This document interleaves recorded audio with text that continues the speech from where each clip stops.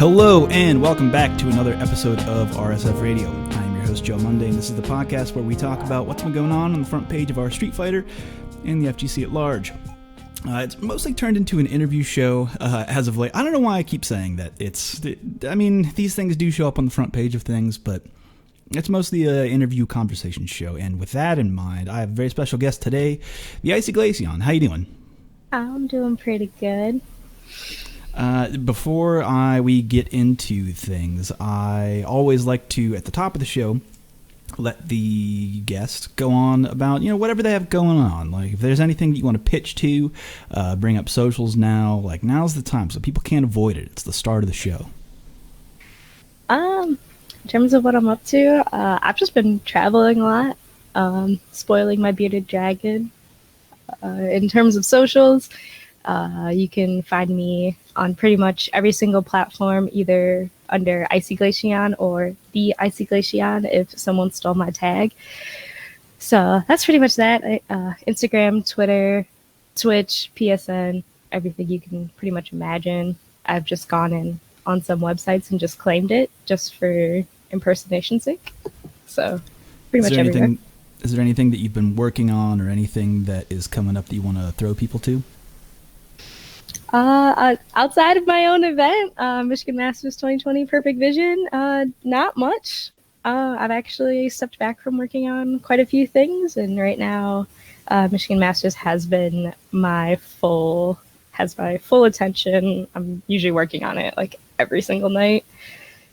All right. Well, I do want to talk about Michigan Masters, but first, before I ask you that question, I want to... No, I'm not going to do it. Here's the transition that came into my head, and I'm going to say it out loud, but because if it was natural, it would have sounded bad, and it's going to sound bad as I do. I was going to say, let me break the ice and talk about your favorite Pokemon. How are you liking How are you? Oh, you want to have this conversation? Justin Wong, are you listening? You want to know about my favorite Pokemon? It's Gengar. Oh, shit. I did not expect that answer. Yeah, neither did Justin Wong. The handle, but damn. Gengar. What? Here's my follow-up question to that. Why Gengar instead of Haunter so much cooler? Haunter is really cool. I like him, but he's not as huggable as Gengar. Gengar is big ghost blob boy that I just want to cuddle up and snuggle with. Oh, okay. So it's it's a cuddly thing. Okay, because Haunter not cuddly. Decidedly not cuddly. Phantom and cannot hug. You will go right through him. Gengar though, he's big boy. Mm-hmm. Which I didn't. Here's the thing about modern Pokemon that you don't realize is the size of things.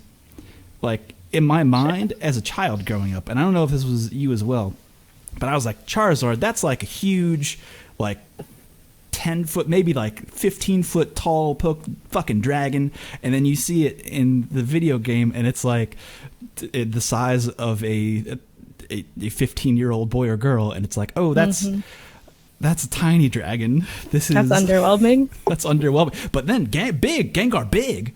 Gengar mad big. I love it. Glaceon, the evolutions are actually really big too. I'm not sure if you know, but there are life-size plushies of these Pokemon, and I saw them while I was in Japan. And don't get me wrong, I do love Glaceon. Was very sad I could not take one of these home. But I'm short. I'm 5'3", and the life-size Glaceon sitting down was really big. It came up to my torso with the ears. I was just oh, you're large. Yeah, you go big dog. You big boy.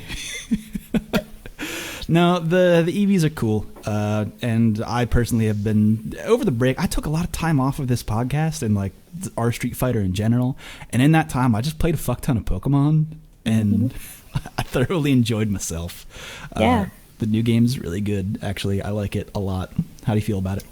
I really liked the new game. I went into it with really good hopes. I hadn't played seriously since Diamond and Pearl, and Nintendo's Year Wrapped came out today, and I actually logged in and I saw what it was, And I had like pretty stagnant hours throughout the year in 2019. And then you see the month where Pokemon came out, and it just, my bar skyrockets. Because like I was playing that game, which was going to sound lame for everybody else, but I was playing that game until like 11 o'clock to like midnight, which is really late for me. Like I go to bed at like 9 o'clock. So like I was up, quote unquote, all night playing this game.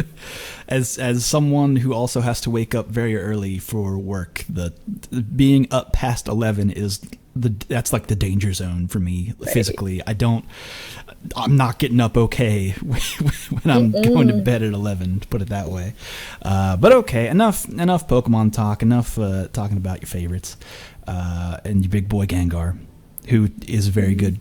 He's a good boy. He's a good boy, especially in Pokemon Camp. I have never played the Pokemon. Like, are you talking about like when a new game? Oh, yeah, when you like set up a camp? Okay, I only made a curry once, and ever since I made the curry, my Pokemon keep thinking about that curry, and I'm like, never again, you guys. Don't get used to that curry. I'm not a chef. Did you really play the game? I guess not. If I only did a camp one time, and then my Grookey's like, "Hey, remember that one time we went camping?" I'm like, "Shut up, Grookey!" And I run a tight ship over.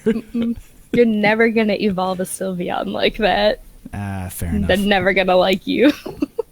Whatever. Sylveon can suck it. Anyway, you big fucking dumb bow, Sylveon. Your bow is dumb, Sylveon. Don't let KP hear you say that. That's Get the fuck out of here with your big dumb fucking bow. How'd you evolve that bow? Is that part of the evolution, or did you find that bow? What the fuck? I've always thought... This is kind of an aside, but I've always thought Pokemon evolutions where the Pokemon get a thing is like, is that part of the Pokemon, or did they just find that in the wild? Anyway, we're not here to talk about Pokemon, although I could. However, we are here to talk about fighting games and whatever's coming up, which we have Michigan Masters 2020 Perfect Vision. What's up? What's the deal with this? I keep seeing the MIM 2020. It's making me feel, everything I see about it, it's making me feel good. It's got good vibes all around it.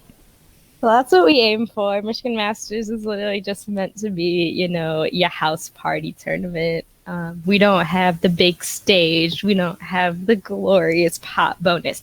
But man, do we have a bar menu.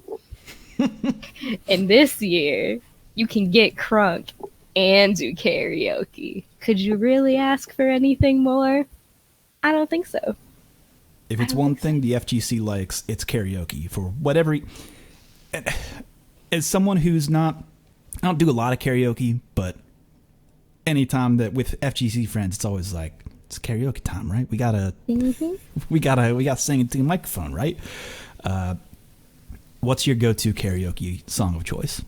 I am such a lame anime nerd, and it's probably either the Love Live Snow Halation or it's in Idolmaster. There's a song called Aoi Tori, which is like this huge serenade, and like I start crying every time I sing it, but it's still the best song to sing, and everyone's just like, why is she crying? Is she okay? And I'm like, it's fine. It's fine. There is something very good and wholesome about the person who sings karaoke and cries during the karaoke. And especially when there's people in the room who like don't know you, and they're like, oh, is it okay? Is everything okay? No, she just does this. This is every Tuesday. Don't worry. No, that's very good. What else about Michigan Masters? Because we've talked about things that aren't fighting games around the tournament, but let's talk about the fighting games. What you got there? I'm really excited for our lineup this year. This year we swapped a bunch of games. We put in the Ultra Fight Decanta 2. That was Jay's big addition. He always likes to switch up things. And it's really cool because it turned into, all right, Jay wants to run this game that I've never seen. I'm going to let him have it. We had some games that had to get out the door anyway. And it's cool because I went from, this random game to the developers coming to Michigan Masters from Japan. Oh, shit. And we're just like, what?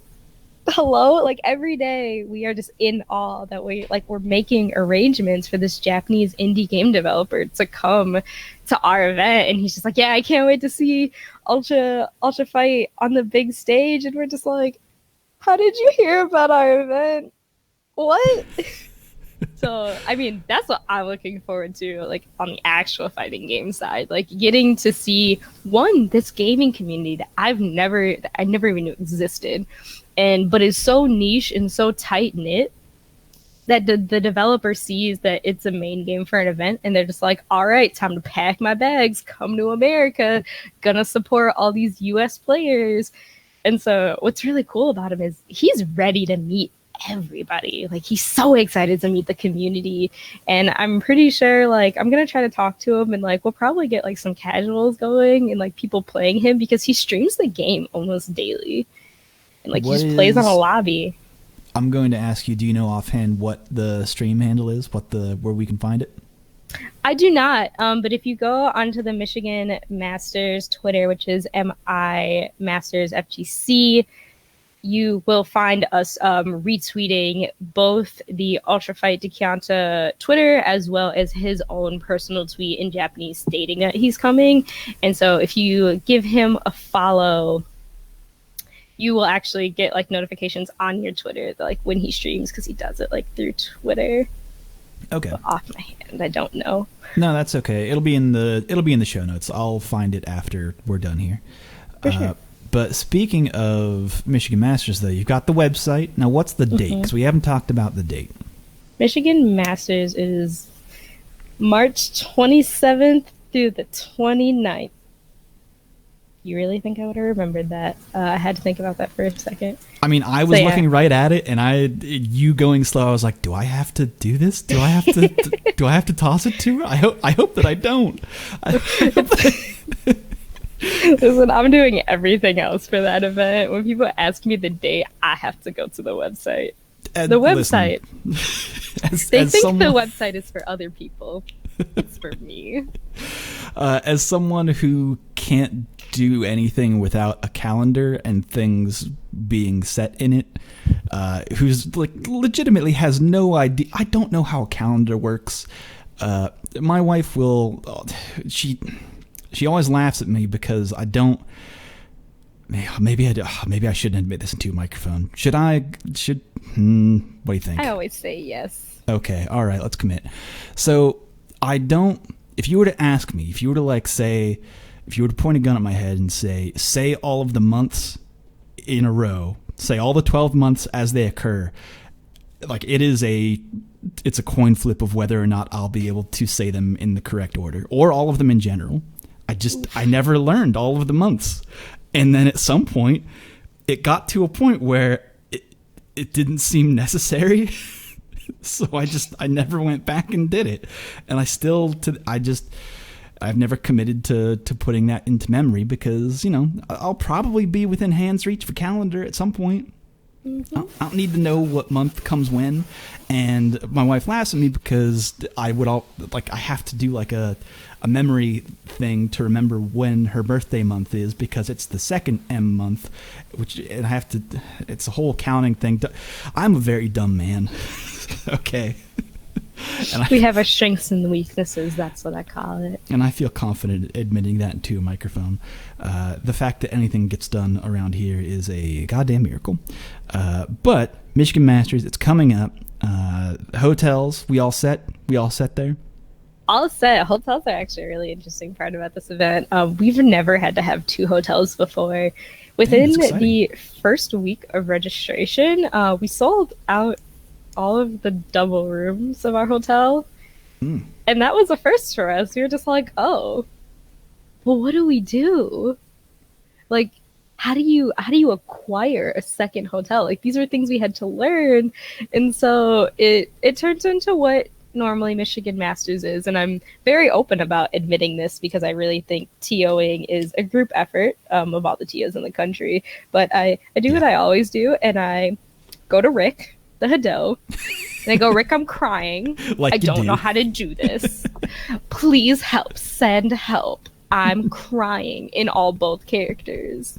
And he always very calm. It's just like, oh, this is how you would approach this. Like, you're just gonna ask them for a room block, and I'm like, okay, cool. Thanks, Dad. That's actually really funny to him be like, no, it's actually quite simple. You just fucking ask. Yeah. Okay. I have to go to burp my baby now. Good night. That sums up most conversations with Rick and me.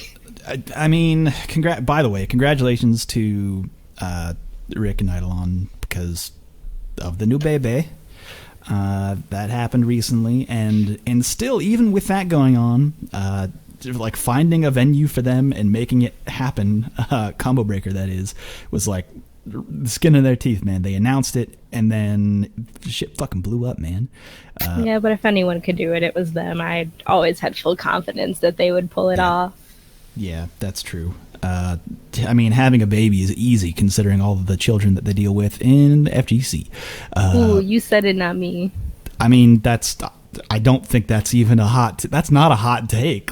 Like, y'all know. True. Y'all can't show up on time to like, you guys can't wake up to be at a pool at 10 a.m., okay? If Tira can be early for birth, y'all can show up to y'all pool on time. Just saying. That's fair. But no, the cool thing about that was cool and also like frightening thing, as you would know, that they sold out of their hotel block within, it was less than an hour of what announcement to there's no rooms left was less than an hour, and it was like, damn, that's got to be exciting at the same time, like, dang, oh shit, we gotta prep for this. I keep seeing tweets about it, and people are going, yeah, it's still an hour and 20 minutes. I just want to set the record straight. 40 minutes. 40. Yeah. I don't know where y'all are getting an hour and 20 minutes. Maybe you were an hour and 20 minutes late and they were gone. But no, 40 minutes was the official sold out of the block, opened as much as they could, and gone. Yeah, the hour and 20 minutes was the time from when they announced that it was open to when they announced that there were no rooms left. Which it took them a little bit of time to realize that everything was sold out, which is fine. The hotel probably didn't have time to tell them that the hotel was sold out. And then Rick was on the line like, hey, you know that wedding block? Can we just like move them out of the hotel? And they were leave? They were like, yes, of course, sir. Anything for you, sir. So it's fucking wild. Hey, we're not here to talk about Combo Breaker, though. It's just exciting that shit like that can happen. And that people are excited to go to that event is really cool. But people should be excited to go to Michigan Masters as well, because as you say, it seems like just a fun party of people who love fighting games and people who just want to go enjoy themselves. Yeah, and I mean, really the latter is what we're about. We're about making this tournament be more than just a fighting game tournament. It's why we have Anthony from Tokyo Attack. It's why we have Dave from Psychic Drive there, because we really like to take into account not only the people who come to play fighting games and who love fighting games so much, but also the people who might go, fighting games are okay, but like, what do I do with the rest of my time? And so like, that's why adding stuff like karaoke to me was really important, and adding the Japanese rhythm games and all of the candy cabs that feature more than just your traditional fighting games, is so important, because that gives, may it be significant others, younger children that come with their parents, or people, let's be real, who go 0-2 in like 15 minutes. Like, now you have something else to do. You don't just sit and just wallow in your sadness or be bored. You can go and do your own thing and have a great time. You can make the most of your spectator pass. And for me, as an event organizer, when I joined this team for Michigan Masters, that was always my big vision, is make something for everybody. Because I remember my mom being like, I don't have anything to do. This sucks. And now she's actually coming to Michigan Masters this year, and she's just like, she's excited to just people watch. That's what she likes to do. But she's also really excited to try like all the Japanese rhythm games, because like she's just like, I just want to press buttons, and like all the buttons are so big and I can't see, and I'm just like, okay, Mom, this night. They're big and bright and the colors are flashing and the sound is going off, and it's just all overwhelming. FGC moms, man. Shout outs to FGC moms and dads. But because you're throwing a big fun party like this, the issue always comes up of safety of the people who are at the event. So, like, could you talk to me about what an event organizer has to think of in terms of making sure that everyone is safe? Because it's not something that a lot of people can say. They just think, oh, I'm going to show up and press buttons and we're going to have a good time. But actually, there's kind of a lot you have to consider. Yeah. The first thing that comes with creating a safe environment and like making sure that that stuff is okay is having that safe environment. The biggest downfall to when things happen at fighting game tournaments is that victims feel like no one's going to listen to them and no one's going to believe them. So it goes unreported. Our first and foremost goal was to make sure that we had a very open environment and people knew if you came and you told me something happened, I will drop everything. I can be in the middle of top 8 and I will like drop that bracket and just be like, it's top 8. Y'all can read. I'm going to be back like later. This is more important. And like, that's the first step of making sure these events are safe, that people know that they can come up to the event organizer and they're not going to get ignored. The second thing is having a watertight code of conduct. And I think this is the biggest thing that I really see lacking out of tournaments is you really have to spell things out for people. And like, one, you have to spell it out for legal purposes, which is something I'm still learning every day, and I'm not perfect, and I won't admit to being perfect. But it is something that I painstakingly spend hours on trying to be very detailed. I've learned a lot from Rick, and I've learned a lot from other event organizers because I used to work in the anime convention industry too. So I've learned a lot from a lot of mentors. And so by having that watertight code of conduct, you make it really clear to your attendees. And what that does is that sets a standard. And when people read that code of conduct and they go, man, this is a book, they're serious. That kind of like shake alone of seeing how detail oriented you are, that puts attendees in a different space of mind. And I don't think a lot of people really realize that. What exactly do you mean? Because as someone who deals with people not reading things, what's your take on that? Well, people don't read.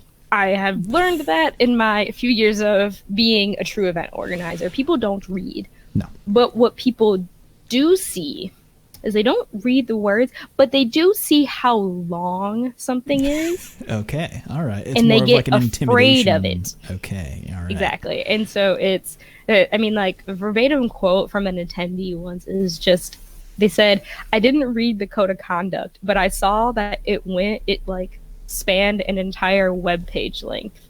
There was lots of bullet points and subsections. That's when I knew y'all didn't play any games.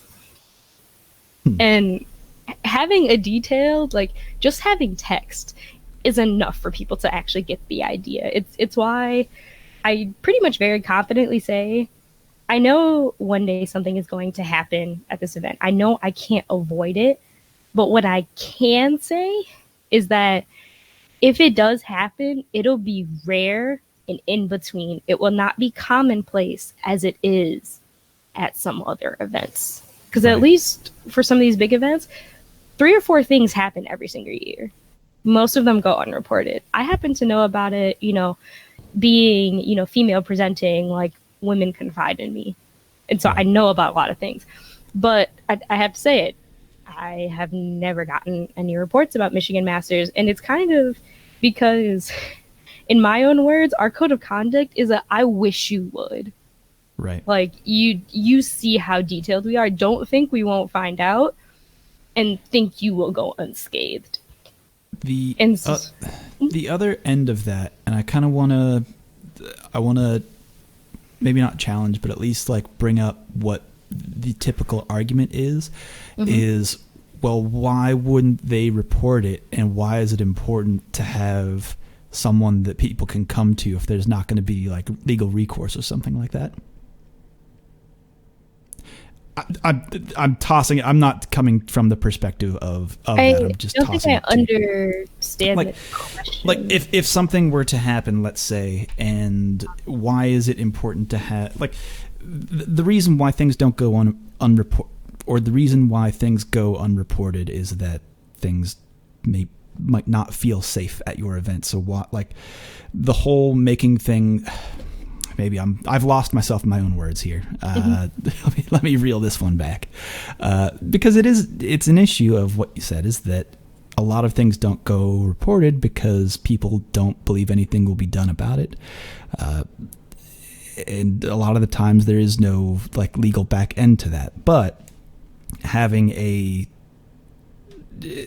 someone like yourself who is front facing and open about all of this stuff and has a long code of conduct that makes things pretty clear of what is and is not acceptable at the event is a step that you've taken to make sure that people are more comfortable with stepping forward and speaking up.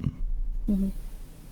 Sorry for putting words in your mouth if that's the case. No, you're completely right. I think if I had to really like narrow down like what you said to like a question to like respond to is I think I haven't had to invoke it yet, and I guess what I want to say here is that yeah, at most tournaments there's no legal action. That's not the case at Michigan Masters. May it be known to anyone listening or not, or to you yourself, but I've been victims of multiple sexual assault cases. Like this is something that literally I grew up with.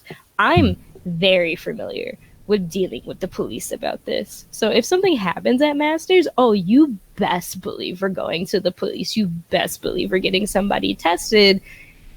And believe me, if I find you, we will press charges. Don't try it. Because I'm well versed in this, and it's just like the thing that is also important is one, I want people to be able to confide in me and tell me everything that happened, because at the end of the day, I have the confidence that like I can fight the cops about this. Because it's like the thing that sucks is the second barrier of these situations is the cops kind of suck, and they don't always want to take people seriously. Yeah, that's not how that works with me. Like, I grew up in a very rough part of Wisconsin. I've dealt with the police my entire life. Oh, I've really learned how to talk to these cops and be like, oh no, you're not going to downplay me.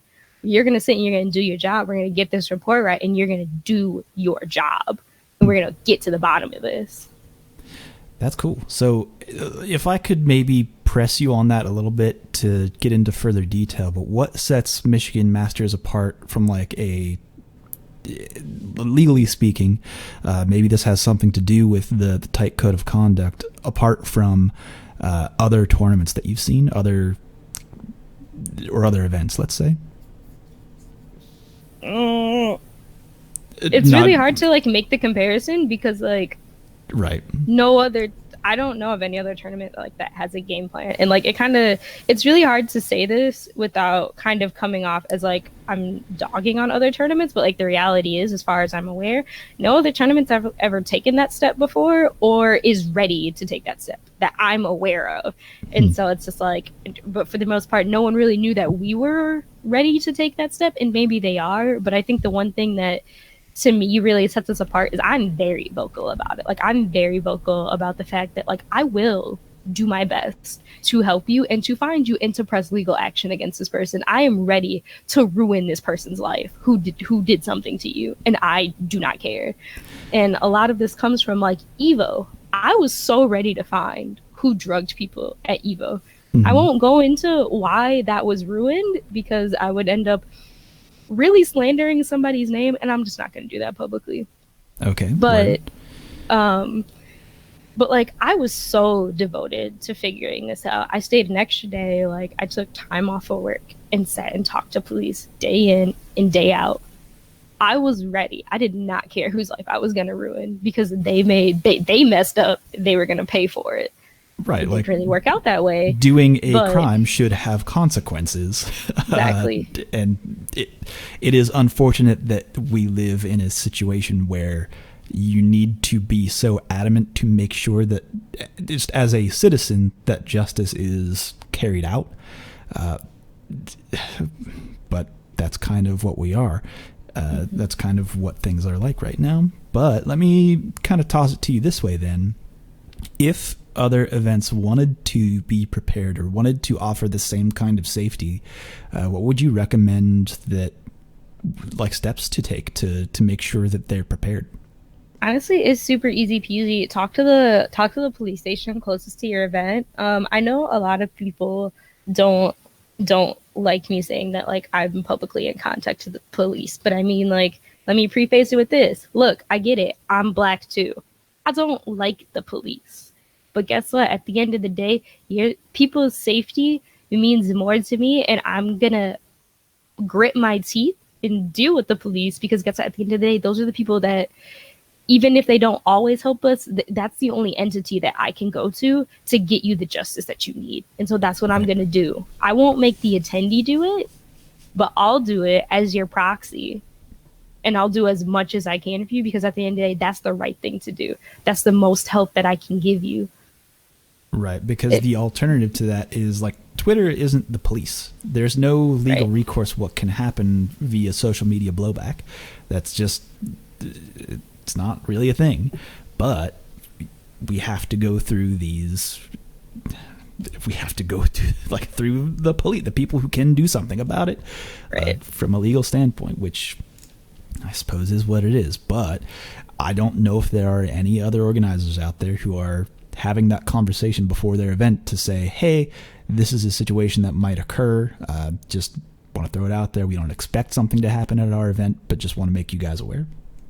Yeah, and I mean, we talked to our local police station and we talked to an officer that was basically going to be on call for us for the weekend. Cool. They were like, I'm working all entire weekend. Here's my number. If you need me to come, I will come. I will not come. He was not going to come suited. Plain clothes? He was going to come plain clothes. And he said he would leave his gun in the car. Unless like we voiced that there was an active reason for him to bring it. Like it's really that easy. And like we've also talked to, I didn't talk to our local cops about this. I talked to Milwaukee cops about this, but police station to police station, like the protocol really doesn't vary. But like I talked to like a local cop about, hey, I run this event in the case that, you know, a sexual assault happens. What do I need to make sure that I bring to you that we can actually get something done? And like I've had that conversation. And so that's why I'm so readily prepared for that if that kind of thing does happen. Like I know what I need to get from the victim to bring to the police to write a report that could actually result in action should the victim want to take action. Right. That's awesome. And I think that for the event organizers out there who are listening, who have not taken those steps, maybe it is time to consider taking a step like that just to ensure the safety of your event and for the people who are attending your event. Because, I mean, we do want to have a good time. We want to have fun. We want to enjoy ourselves. That's what Michigan Masters seems to be all about. But you know, when you have that confidence behind the safety of your event, just it's a good peace of mind. Not saying that it's going to prevent something terrible from happening. It's just knowing the right steps to take if something does is a huge difference than a huge difference as opposed to being the largest fighting game tournament that there is and then not having a response at all. I'm not going to press you into saying anything on that. I'm just saying that it's a complicated situation that shouldn't be. For what it's worth, when it comes to the biggest tournament in the world, I will say the people directly associated with Evo really did do their best. There's a lot of slander that goes on online about saying, why didn't Evo ever say anything? Right. As one of the direct victims of the drugging, I know why they didn't say anything, and like maybe the general public doesn't agree with it. At the end of the day, the victims really wanted to handle it in the quiet and deal with it, and that's all that matters. The victims didn't want anything else said about it. It doesn't care. It doesn't matter what you wanted. The victims were safe. The victims were okay with the result. I mean, like, not really, but like they understood what happened because all the victims were directly involved. What the general public wanted did not matter. It only mattered what was cool for the victims. If people really wanted an answer, if you really want to answer, go and ask the victims. But like, this is the one time I'll really say, please stop flaming Joey. Like, literally, please stop. Because you know what? Joey did literally everything in his power. He is not the person that ruined that investigation. He did everything he could. But at the end of the day, that the place where the drugging took place and the hotel that it took place are pretty much 80% to blame about why the result that we all wanted never happened. Mm-hmm. So it's just to set the record straight. I think it's also important to point out that for the public and for the people who heard about if it made you angry, it kind of doesn't matter because you're not the person who was hurt. The action that you take, like being angry on Twitter, isn't going to make that person's hurt less. There's not going to be there's not going to be a tangible outcome to being angry on social media. Especially, it might even have a negative outcome of, hey, this person, why don't you name a name? Then you're kind of like blaming the victim of like not doing something that you think that they should do, even if you weren't involved in any way with the situation. Mm-hmm. So it just it's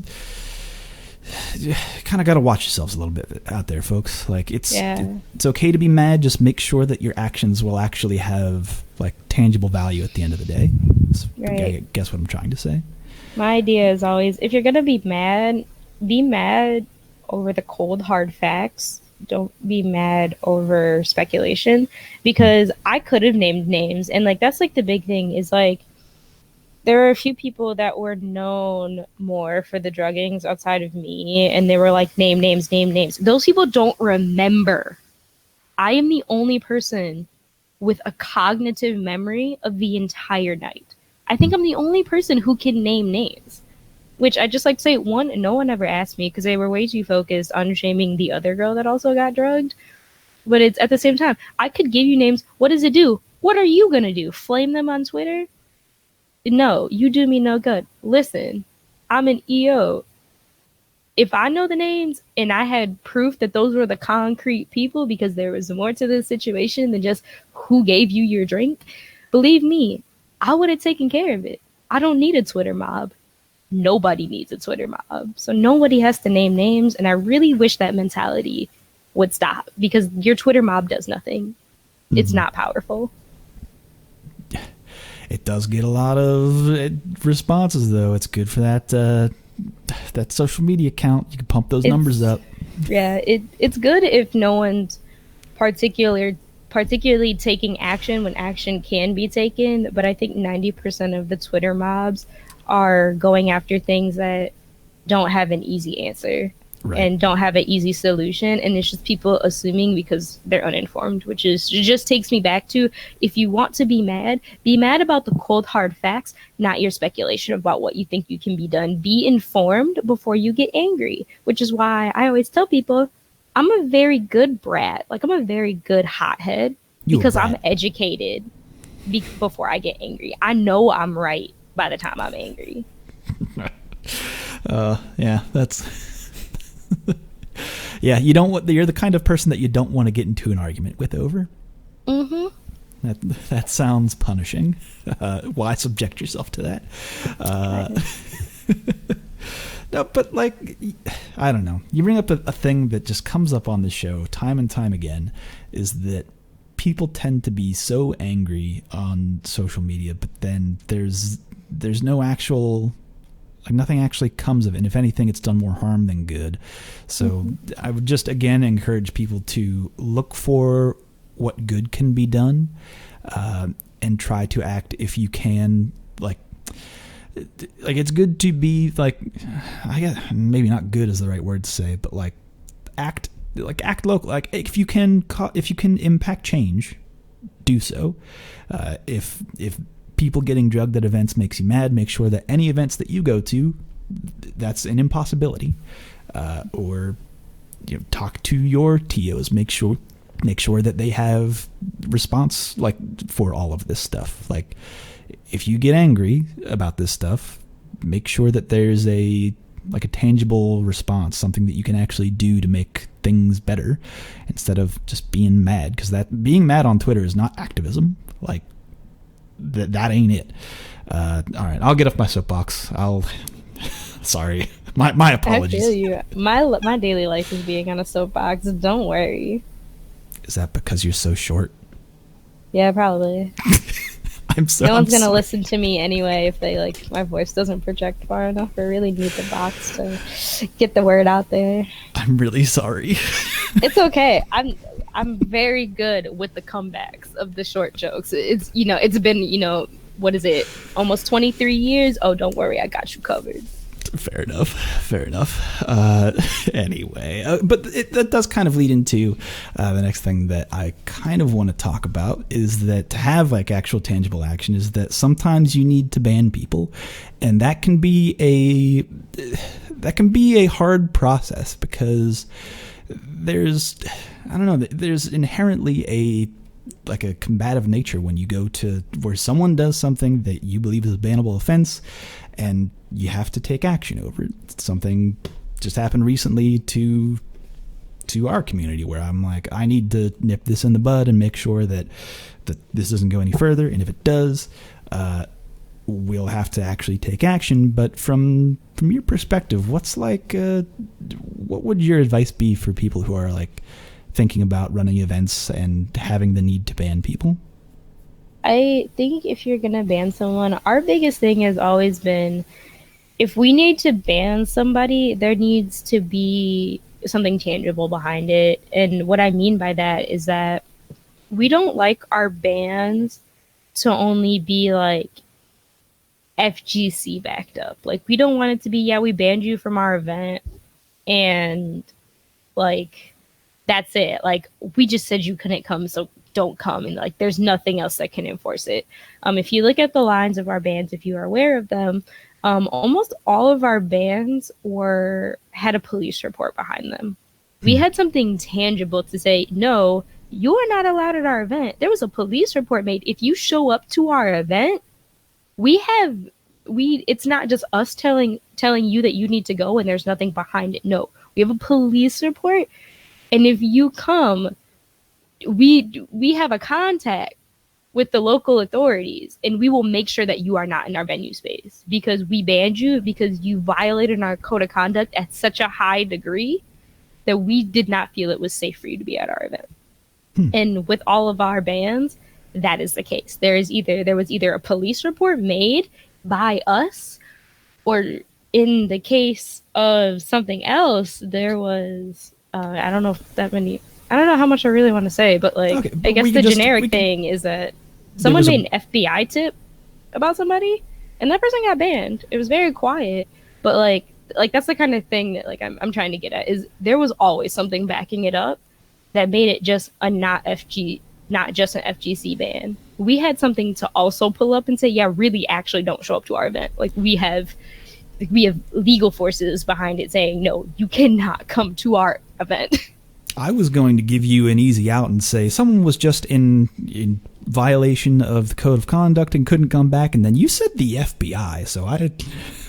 Yeah, and so like right. I just like want to make it like really, I just really want to make it clear, like, we have existential backup for all of our bans, and I think that's a really good first layer to try to have. Sure. But then there's so much FGC drama. There's so much drama in my local. What do I do about the person who's causing drama? If it's your local, I kind of take that rule away. I really only mean that on like big tournament standards. But if it's your local, that's kind of like when it does have to just be an FGC rule. But you kind of play the same game, but at a local level. You go, hey, what you did wasn't okay, and no one in this space feels comfortable. And say you don't file a police report, but whatever venue you're hosting it at, you kind of communicate with them, and they go, yeah, that kind of stuff isn't okay in our space. And so you have a backup of, yeah, we banned you from our local, and like what we mean is that like, when we're running an event in this space does not want you here. Like, the owners of this space. And like, I kind of just encourage everybody to have that second layer, like if you really have to do it, because for the most part you do, but don't let it just be your word. Let it be your word plus a wall of reinforcement. Yeah, it's like having an impartial third party be the arbiter between, well, I see, like they don't want you to be here, and well, I can't. My hands might be tied on that one because this action isn't okay, and well, this is where we're at right now. No, that's not a bad idea, because things can get. Let's put it this way: the community, however small your community is not going to live and die by the attendance or absence of one player. Mm-hmm. And oftentimes, if that one player is like, maybe you should like write up a code of conduct for your local. Maybe it's time for me to think about writing up a code of conduct for our online tournaments of how people are expected to act, and have that run that against behavior. To just say, well, it's not important to have you here if you are going to be this way. Mm-hmm.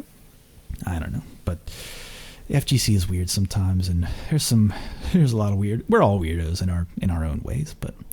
Yeah. Anything else on that you want to touch upon in terms of basically, if the action that the person took, like if your community is voicing to you that someone made them uncomfortable, you as an event organizer are in a trusted position, and whether or not you like it, you're in the position where you have to take care of your community. And basically, all I can say is don't let that community down, because think if the roles were reversed. Someone made you really uncomfortable. Someone did something to you that made you not just really upset and like, hurt your feelings, but said something that really cut deep, whether it's, anti-LGBTQ, someone's coming at the way you identify, someone's being really racist to you, like really inappropriate things, like you being treated like a subhuman. You wouldn't want that to continue. You would want someone to tell them to stop. And if you say not stop, think about how you deal with it at work.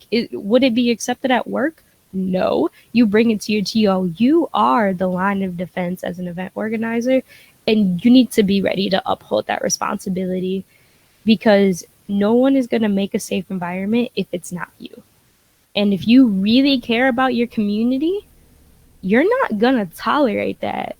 And if you choose to go the route of you need to go grow thicker skin when the line that was crossed was anti-LGBTQ or like was racist, if you have the audacity to really say grow thicker skin, I would really just urge you to step down as an EO, because you don't care about your community. You clearly care about something else that you're not going to help that scene. You're going to hurt that scene. Yeah, in the long run, it will turn more people away than bring into your community. It's a life of your community thing versus however the fuck you feel in your own mind. But no, I'm in big agreement with that, and I think that that's a pretty good place to end the conversation. Unless there's anything else that you want to touch upon that you didn't get to talk about in this time. No, I think that's pretty much it. I think the only last thing I can say is I could talk about code of conduct stuff all day. So if there's anyone who ends up listening to this who wants to talk more shop about this, definitely feel free to reach out to me on any of my socials, and I will gladly have a very long conversation with you about it, because I think it is so important and it is so easy to accomplish that I'm amazed at how illy handled it's being handled in 2020. So right. If you just want tips about how to do it, feel free to reach out to me. My DMs are open on pretty much every single platform. Awesome. That's great, because I think that there is a lot of nitty-gritty to dive into, especially when you've got such a long code, and it's daunting. It's a little scary, a little frightening. So maybe if I'm coming to Michigan Masters thinking that I'm going to cause some trouble, see a long list like that, maybe not the case. But all right, that will just about do it for us. But before we go, before I let you go and get back to hugging your Gengar, I have to ask you a line of questioning that I think can tell a lot about a person by the way that they answer it, and it comes in two parts. The first part of the question is, what is your favorite normal attack in any fighting game and why? And I haven't played fighting games in 6 years. You think I know the answer to that question? Oh, that is the life of a TO, honestly. If you could maybe ponder a guess, perhaps. What's a normal? Like any attack, really anything that I've allowed people to answer this question any way that they want. I've had people say, actually, I like this super as its own move. So really, any sort of attack that suits your fancy. I liked Tao's Overdrive in BB Tag. I like that she just lunges at you. It definitely was very unsafe, but like if anyone played against me in Blaze Blue 6 years ago, for some reason I would always start the round with Overdrive, which was dumb because like I'm sure it was negative some amount of frames, and I got countered every time. But guess what? I didn't stop. That's like your opening gambit of they won't be blocking low here. Aha. Watch this. That's funny. Then maybe I'll press you into answering the second part of this question of what is your favorite combo in any fighting game? You don't have to be able to do the combo. It could just be anything that you like to look at, something that sounds good to you or something that is just visual flair. It's really up to you. Okay, so my favorite is in Under Night. What a lot of people don't know is that I've been playing Under Night for a long time. And I liked Byakuya before Clear Lamp was popular. I just happen to like Clear Lamp because he plays Byakuya.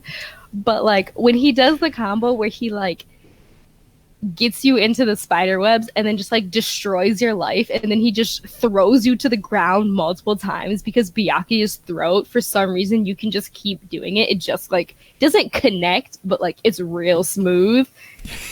That's the best combo. Like you just got caught in 3 webs, you're stuck in a cocoon, you get like wrecked, you get thrown up into the air, you get down to the ground, you recover, and you're immediately thrown back onto the ground in the most disrespectful like action. I don't know if you know Byakuya's throw, but he just like grabs you by like your shirt like an anime and just throws you to the ground like you're trash. It's the best. That's a really good answer. I think, yeah, you described that well enough that I think it painted a good visual, it painted a word picture for the listeners out there about what you like in a combo.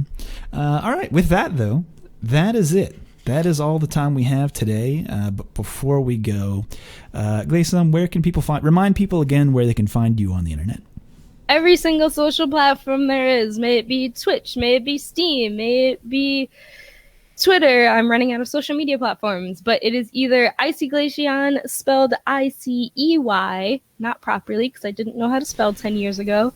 Okay, I was going to say, I'm like, because I initially wrote it the correct way and was like, wait a fucking minute, that ain't it. All right. Listen, don't come at 10-year-old me. I'm not going to judge a 10-year-old child for being dumb because 10-year-old children are just dumb. That's okay. They're just mad dumb. But yeah, iceyglaceon on pretty much every single platform except for Twitter, where I am the iceyglaceon because some RPer has my tag, but not for long. Your account's been active for 6 years. I'm coming for that tag. Nice. Yeah, because there's going to be a purge soon enough, folks. Don't people out there who've been sitting on the names, just you wait and see. All right, folks, that is a show. Look out for Michigan Masters. It's coming up soon, and the links will be in the show notes. All the information you find down below and wherever the fuck you're listening to this on, it's on everything. You can find me at Super Joe Monday or at Reddit SF on Twitter.com, or hop on to our Street Fighter Joe_Monday. I'm a mod at our Street Fighter. Really, anything you say, I'll see it if it's on there. And if you're a fucking asshole, you will be banned. But anyway, that is the show, folks. Catch us next time on another edition of RSF Radio. But until next time, folks, take care.